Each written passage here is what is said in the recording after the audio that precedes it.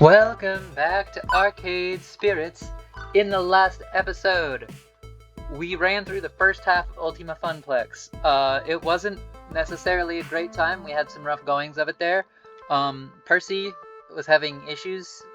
We tried to talk him through it, but that raised almost as many questions as we gave answers. So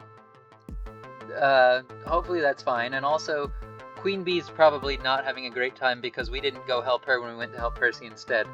Hopefully that's fine too. I've been running myself ragged trying to catch every little problem, and there's still plenty left to do.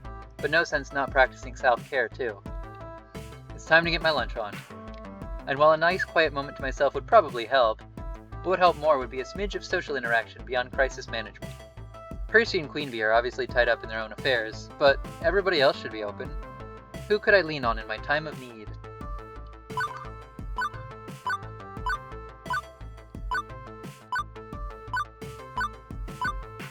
You know, yeah, everybody else might be socialed out. Naomi probably not.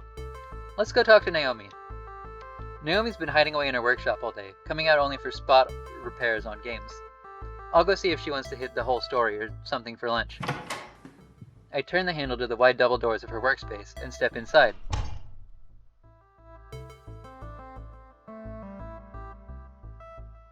As expected, she's busy tinkering with the circuit board when I arrive. Hey. Oh, Emmy. It's good to see you. How's the event going so far? It's a bit rocky, but we're making it happen. And right now, I need to make lunch happen or I'm gonna pass out. Do you want to head out to Whole Story, get some chow? No need. I came prepared. And prepared a little extra if you'd like. She unzips a pair of wooden boxes from her backpack. Each one a classic Japanese bento, enough rice and Lunchables for one person. Sweet! I figured you might be too busy today to go out, so I planned ahead. For me? Dang, Naomi. That's nice of you. Her workspace isn't exactly a 5-star restaurant, but it'll do. We crack open our boxes and get to work on them. Seems she's just as hungry as I am from the way she chows down. But there's enough room between bites to chat, so...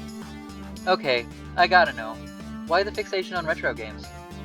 I'm not saying they aren't cool, it's just not something folks our age are usually into, right? I'd contest that with posts by 20-somethings on classic game collector sites. But you're really asking why I'm into this stuff. Correct. And hey, what's not to love? The cool glow of a cathode ray tube, blooming color through the scan lines, the simple and clean pixel art style. One stick, a few buttons, easy to learn, hard to master. True. You can keep your crazy networked real-time strategy beat-em-up esports fighter thingies. Give me a maze, or a spaceship, or a bunch of dots any day. Or a princess to rescue and turtles to jump on. Right. Well, more the jumping than the rescuing. Although I do like the princess rescuing the prince in Wyvern Keep. Good pick, Emmy. Weren't you pulling for me to pick phrase invaders? Well, yeah, but I can dig Wyvern Keep too. So how'd you get started with retro games? Well, I know the cliche answer is, I had an older brother who introduced me to games, but that's basically the truth. Sort of. Indirectly, I guess. For a whole summer, my jerk of a brother was in charge of babysitting me, and being a teenager, he didn't want to bother. He wanted to go to the arcade and hang with his friends. So, he dragged little old me with him to the arcade, gave me a fistful of tokens, and told me to go keep myself busy. At first, I played what all kids played, ticket games, prize games, but I got bored with it fast, realizing I wasn't winning much of anything. Honestly, kids are smart, right? I gotta realize they're being scammed. Yeah? I don't know. When I was a kid, I realized that I was never going to collect enough tickets or whatever to get any of the big prizes, but I was really good, or I was really excited about little tiny trinkets all the time, so I don't know, it kind of evens out.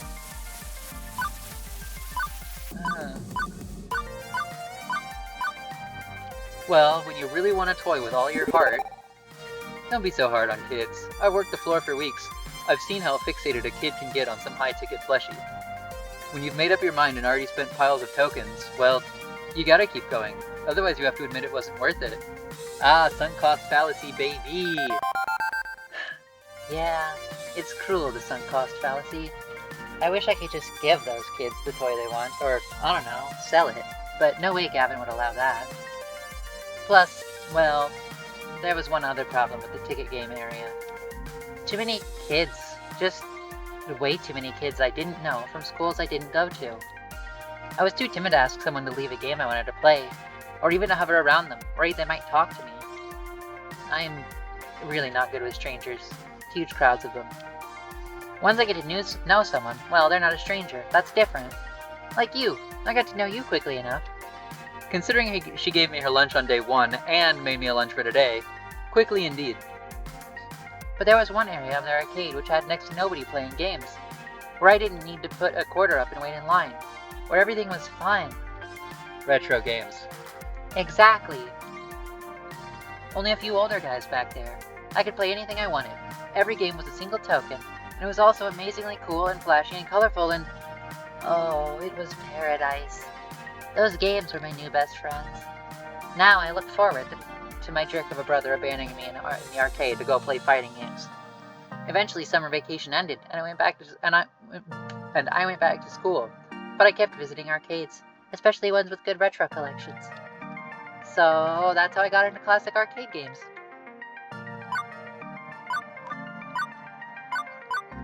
And that's how you caught Pac-Man fever. The only prescription is more Pac-Man. Somebody call the doctor. The girl's got Pac-Man fever. Sadly, it is an incurable condition. Oh, I bought that album. Funkner and Garcia. Amazing stuff. It's got all sorts of songs on it about Donkey Kong, Centipede, Frogger. You can borrow my copy if you want. I've got it on vinyl and tape. I lack any hardware whatsoever which can play those. Really? But vinyl is so much better than MP3. Ladies and gentlemen, Naomi Fairchild, the hipster who could fit in your pocket. I know it's a little weird for me to not be interested in newer games. And it's not like the newer games are universally awful. But I like what I like. I love what I love. I do what I love for a living. How cool is that? As long as the Funplex stays open and keeps its retro spirit bright, I'll be happy. Well, event manager Emmy will see to it that we keep our doors open. Today's event will go a long way to keeping your dream alive. Thanks so much for that. I know I'm kind of quietly hiding in the back today, but I'm really proud of you. I wanted you to know that. I think we should both get back to what we do best, for the glory of the Funplex. For the glory of the Funplex. After packing up the remains of the lunch, she gets back to her work, and I get back to mine. But I can certainly say my day's a little brighter now.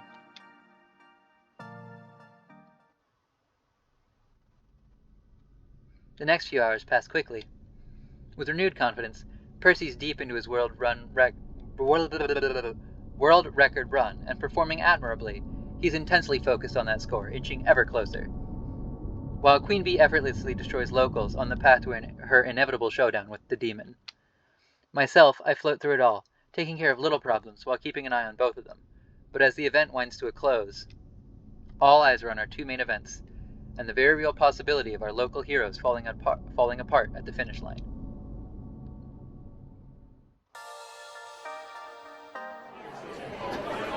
Technically, the arcade-wide score competition is still on, but the crowds are ignoring the games in favor of crowding around Fist of Discomfort and Mookie.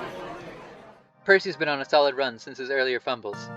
Queen Bee's been effortlessly destroying all competitors, as expected. But the demon has been matching her game for game, destroying all his opponents as well. And as predicted, grand finals will come down to Queen Bee versus the demon. And as for the magical world of Moopy, Percy's closing in on that world record, with the tape rolling and ready to submit to Twin Galaxies. The pressure's on. I helped Percy through his frustration. I could be there for him in the end too. But undoubtedly, the tournament was the bigger crowd. I might be needed there. I can't be there for them both as much as I want to. Who do I focus on?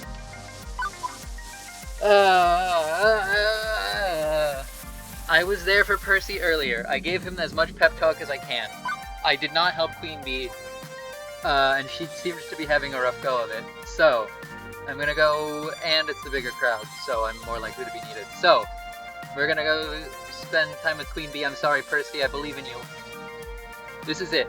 The grand finals of the Fist of Discomfort at Ultima Funplex. I can sense the excitement in the crowd, and it's hard not to get swept up in the hype. My nerves are through the roof right now, and I'm not even the one playing. Using my event manager authority, TM, I reach the front of the crowd, where Rhapsody, an FOD expert Iris invited to handle the play-by-play announcing, introduces the competitors. On the player one side, the rising star of L7 Gaming, a local Funplex champion and internet sensation, Queen Bee! A few folks in the crowd, locals mostly, cheer Queen Bee on. I recognize most of them from her crew and a bunch of Funplex regulars. On the player 2 side, 5-time EVO champion in Fist of Discomfort, known as Kami in his home country of Japan. Here we all know him as the Demon! Uh-oh. Crowds picked their favorite, clearly. Not to say that it doesn't make sense. The Demon is known by casuals and hardcore alike, but I was hoping for a little less of a discrepancy between the two. I look over to Queen Bee. She's keeping it calm. She's keeping it cool. True mask of a competitive gamer.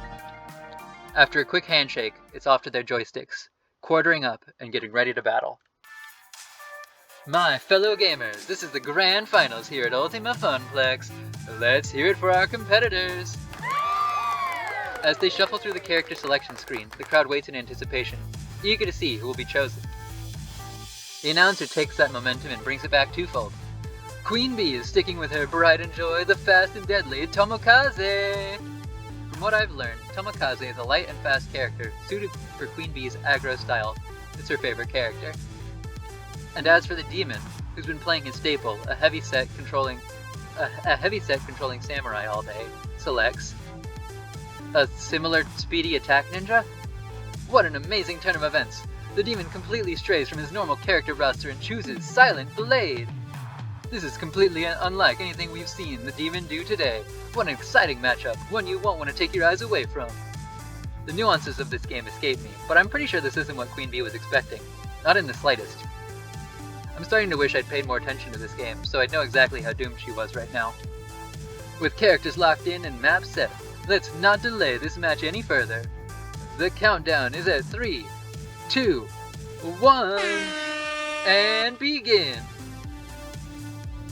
Right out of the gate, the Demon comes at Queen Bee with a ferocity I haven't seen since Queen Bee's usual matches, where she charges head-on into her enemy. Right out of the gate, the Demon attacks Queen Bee with a ferocity the likes I've never seen. Like a cheetah, the Demon spares no time running straight towards his prey. The Demon has completely ignored the ninja creep waves. He's taken full-on minion damage and he's not even phased. In fact, he's not even stopping to buy items. Our champion from Japan has only one thing in his sights, and that's Queen Bee! To be honest, still no clue what's going on here.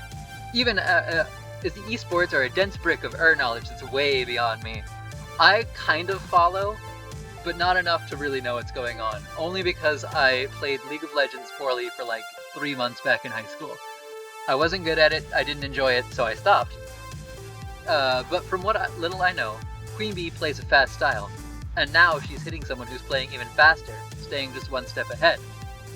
Normally, these matches go on a good 5 or 10 minutes, but he's already put Queen Bee down once, then mauled an allied sensei while she was respawning. I tried to make myself heard over the crowd. Kick! Nah, it's no good. She can't hear me. Even if I was able to shout louder than the crowd, her attention is so focused she probably wouldn't register my voice.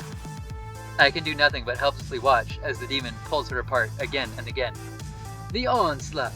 The Demon, living up to his namesake, is not showing an ounce of mercy for his competitor. But what's this? Queen Bee is switching things up! She stopped at the item store, completely ignoring the attacks on her sensei. What could she possibly be buying at a time like this? Fortunately, she seems to have developed a plan. Not that I totally get why, but she stopped attacking so she could buy a bunch of scrolls. I mean, the Demon's not going to politely wait for her to shop. And one of Queen Bee's senseis is down for the count. But that death has bought her enough time to grab as many control spells as she can. Spells? I've never seen her use spells this early in the game before. Queen Bee blasts the lane with Storm of Frost. Oh, ice spells. I see. They look so shiny. Initially, it works like a charm. The enemy minions freeze solid and give her just enough breathing room to push ahead. But the Demon responds with a swift accuracy. He's pushing forward with his other lanes, ignoring her attempts to slow things down. As the demon flips between lanes, it's clear that while this would have won her the game if she'd started out that way, quickly enough, the final sensei on Queen Bee's side of the map falls. Here is your winner, the demon! The obligatory handshake happens as the crowd bursts into applause, thrilled to have seen such a strange spectacle out of the world champion. Immediately, Queen Bee is forgotten as the players close in to cheer on the demon over and over. Perhaps sensing it's her cue to depart before the cheap plastic trophy I got from the dollar store is awarded to her rival, Queen Bee slips away, and I decide to follow.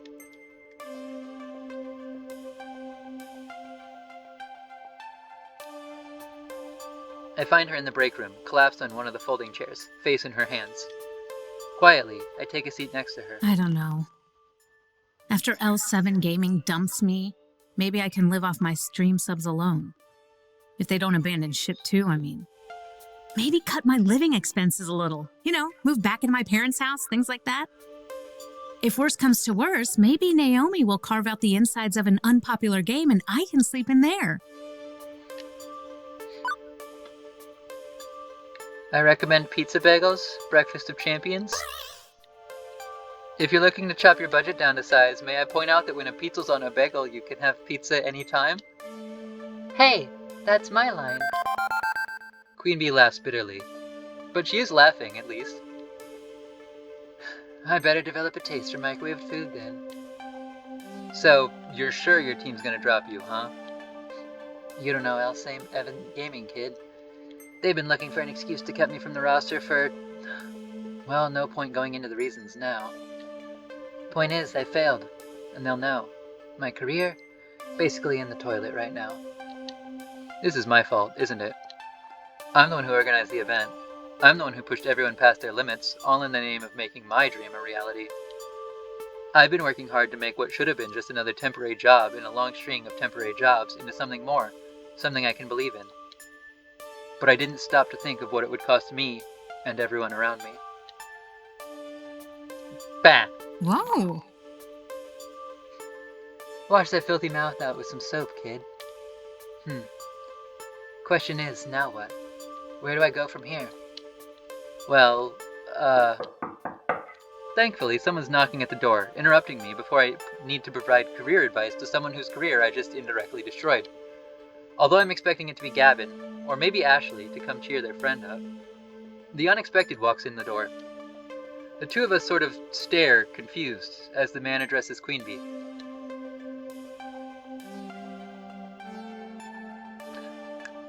I don't know enough Japanese to even have a guess at how to say that, so I'm not going to butcher that by just making noises.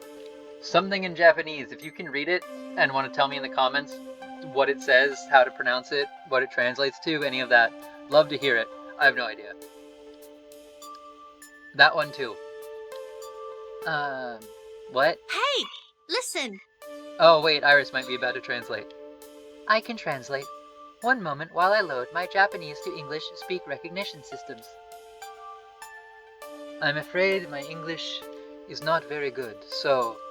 Oh, you have a translator. I am glad. Iris repeats everything we say back and forth. With a little patience, the conversation flows a bit easier after that. I wish to thank you for teaching me today. What the? For... what? What does that even mean? Are you mocking me? Iris probably softened that a little in the translation, but combined with Queen Bee's expression, the demon seems to get the real gist. Not at all. I wish to thank you for teaching me your unique fighting style. Both Queen Bee and I look very confused. I have been watching your stream for a year now, but watching it is not the same as facing you in combat. From that one battle alone, I have learned a great deal. If you will allow it, I would enjoy learning more. I clearly have a great deal of work to do to master your style, as you saw today. Didn't we just see him pull you apart limb by limb? Queen Bee's expression softens as she playfully punches me in the shoulder. Way to rub it in, kid. But that's not even what happened. I honestly thought you were watching the match. I was, but I'm still confused. Oops, I'm on the wrong thing again. He played sloppy as crap. The reason I lost was due to surprise. He took more risks out there than I did, relying on the fastest, hardest aggro style imaginable to win before I could react. Even in aggro, you don't come blitzing out the gate without buying a single item. Not unless you're willing to bet it all on that strategy. I was overly eager to show you what I have learned. I won, yes, but I cannot be results-oriented in my thinking. I believe I could learn much from you, Queen Bee-san. Come again?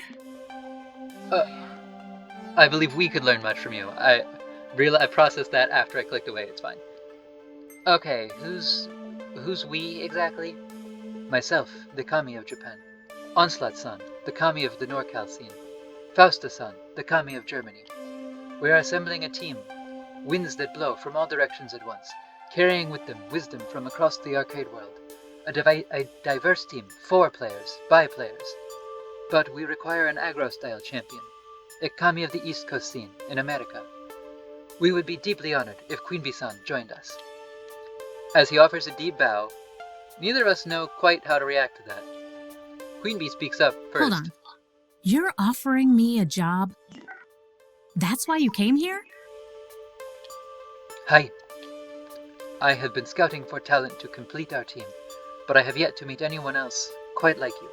You are intense, wild, daring, and exactly what we need.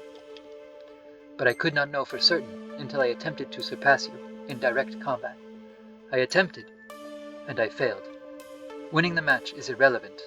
My play was insufficient. However, if you wish to remain loyal to L7 Gaming, I will understand. Them right in the ear. I mean, let me look into my contract situation and square things away first. But, you know, I'm interested. Yeah, interested. I almost barely saw the hint of the possibility of a glimpse of a smile on the demon just now. And it's gone. Thank you. Please, take all the time you require. Fate willing, we will welcome you as one of our 4 heavenly kings. Oh! I didn't know as much about them when I last played this game, but that's, White Tiger, Azure Dragon, Vermilion Bird, and depending on your translation, Black Tortoise, Black Serpent, or Black Warrior. The 4 heavenly kings. I love them. They're such... I don't want to ramble about them at length because I probably have on the channel before, but they're really cool. I recommend looking into them. They've got like 18,000 different names, depending on exactly who you ask. The 4 heavenly kings, the 4 kami, the 4 auspicious beasts, not the 4 kami. The 4, it's something close to that though. Whatever, there's a bunch of names for them. We will at last have found our queen. With that, he offers one more bow and promptly turns to exit. East is Vermilion Bird, I think. I'm so bad at remembering which one goes with which one. And also, wait, she wouldn't exactly be east because NorCal, they're kind of in a straight line across the globe almost. Japan, NorCal, Mystery, East Coast, and Germany. Whatever, it's fine. Whoa. Holy crap. Kid, do you know what this means? You're about to be elevated to arcade godhood? You're going to ascend to the holy mountain of Asgard and join your fellow kami in Olympus, home of the spirits above? Boy, that's fusing like 3 separate mythologies together in a way that doesn't fully make sense, but I'll allow it. Ah, look, she's gonna call me on it. I'm pretty sure you're mixing up your pantheons there, kid. But yeah, this is big. I mean, this is super big for me. Instead of bowing and scraping and begging L7 to let me sit at their table, I get my own dang table. I want to be carried in EVO by oiled fanboys, raising me high on a plush couch, feeding me grapes and fanning me with palm leaves. I'm actually reasonably sure Iris could arrange that if I asked her to. Sure thing, I'll get right on. Kidding. I was kidding, Iris. Yeah, I'm kidding too. Let's not get ahead of ourselves. I've got a lot to learn before I really know I can hang with them. But now, I've got a future. and it's bright. I'll admit to some relief on hearing I didn't just sink Queen Bee's battleship. But the fact remains that we got lucky. If the demon hadn't been in a generous mood, hadn't been scouting for talent, her career would have been in shambles, thanks to me. The demon said it himself. Don't fall for results-oriented thinking. Maybe her future is bright, but it almost wasn't, thanks to me. Man, who knew being an adult with many important responsibilities instead of a transient floating through life would be this nasty? Kid, you okay in there? Yeah, I'm fine. Everything is fine. Shaking the moment off, I do my best to celebrate her achievement. I'm just glad everything worked out. Me too. I was pretty shaken up this morning, truth be told, and I think my performance shows I've got a long way to go. But I'm getting there. Anyway, no sense hiding out back here all night. Let's go mingle with the guests a bit before the party's over. With her confidence restored, Queen Bee strolls to the door to return to the Ultima Funplex crowds.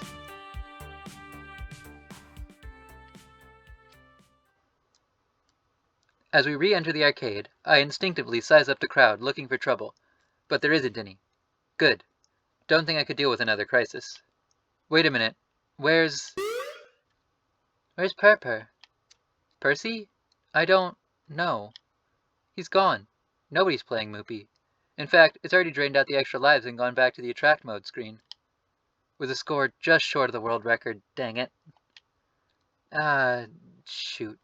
You think he cracked under the pressure? Percy's in the hospital. He started clutching at his chest and then fell off his stool. We think it was a heart attack. I called 911 right away. The ambulance just left. Oh no. Oh no, part 2. I just noticed I was not paying attention to how long I'd been recording for. This is a terrible place to end the episode, which means it's exactly where I'm going to end the episode. Sorry. Bye-bye, I love you. Don't be mad at me.